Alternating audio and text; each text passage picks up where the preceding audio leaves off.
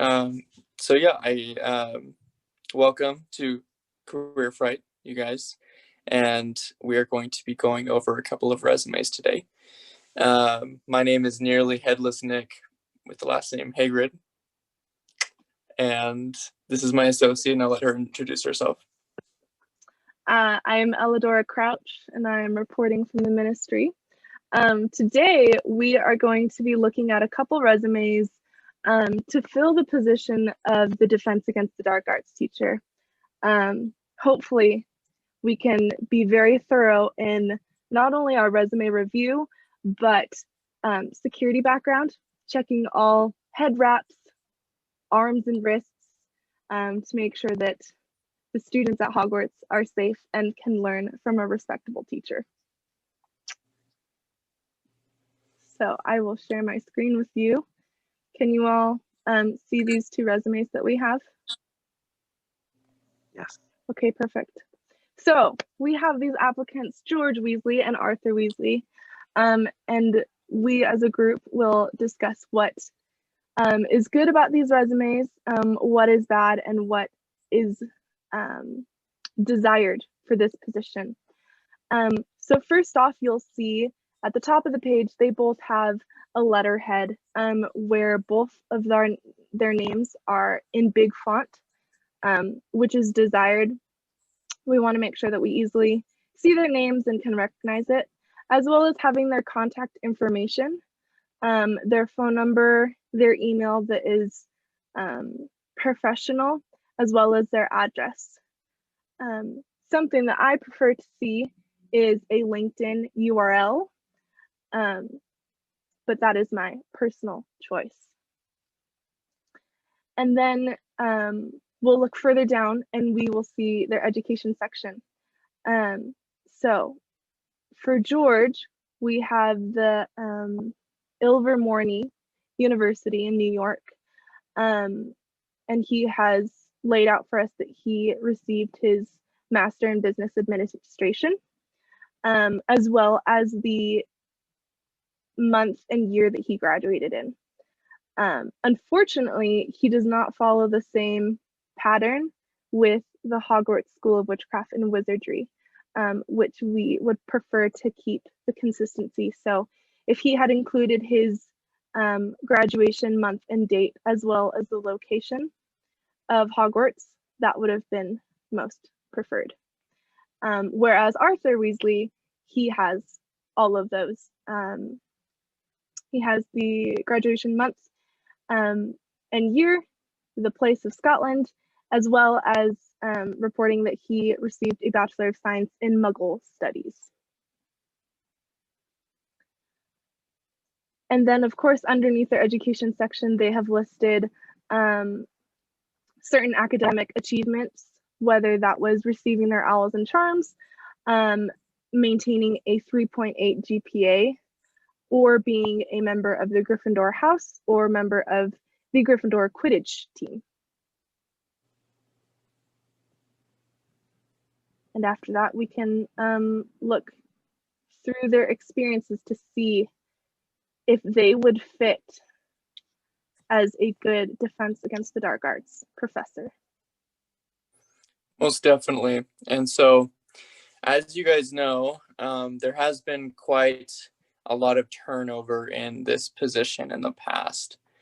And so we're really looking for someone who has the experience to get in there and teach you students about what is really out there and the crazy dark wizards that are out there, and witches as well.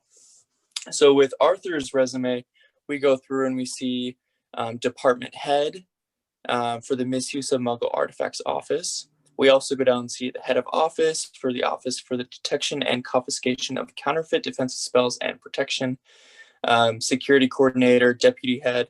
So Arthur is and also investigative agent. So Arthur is very qualified with his experience in dealing with crazy things that happen in the wizarding world. And that's something that we do like to see. He goes from most recent to past as well, which is good, and that's what we want. So he starts with May 1999 and goes to 96, 95, 96 as well. So he is very experienced. We'd like to see that. going through the bullet points, keeping the 2 to 5 bullet points is very good, and George also does that.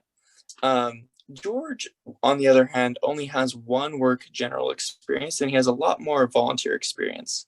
Something we do like to see as well is that he was a Dumbledore's Army member, so that's very good. He was a member of the Order of the Phoenix and also a Potter Watch.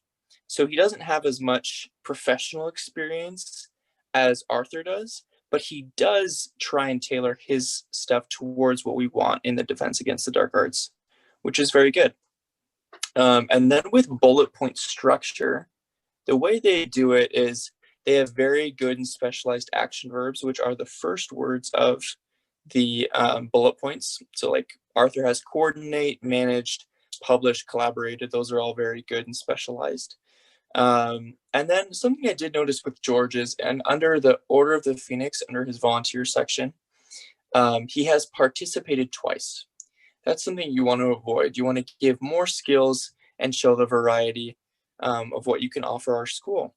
And then, yeah, that's pretty much it for the experience. All right, and then lastly, we have the skills section. And here we mainly want to see hard skills, skills that are easily provable, rather than soft skills. So for Arthur Weasley, we have charms, muggle studies, nonverbal magic, and dueling. I would say that muggle studies should actually be in his education section. And that nonverbal magic and questionably charms would be a soft skill.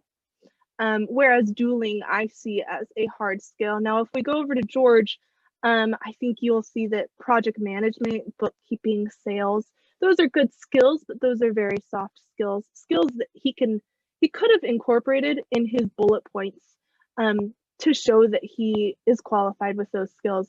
Whereas pyrotechnics, apparition, as well as dueling and Patronus, those are hard skills that we like to see on a resume. Definitely. And so these are some of the things that we're looking at as recruiters for Hogwarts. So we hope you guys enjoyed this. We want to give you guys a password as well. So please write this down. It's in all caps. It's called Hiring Squad, and no space between the words.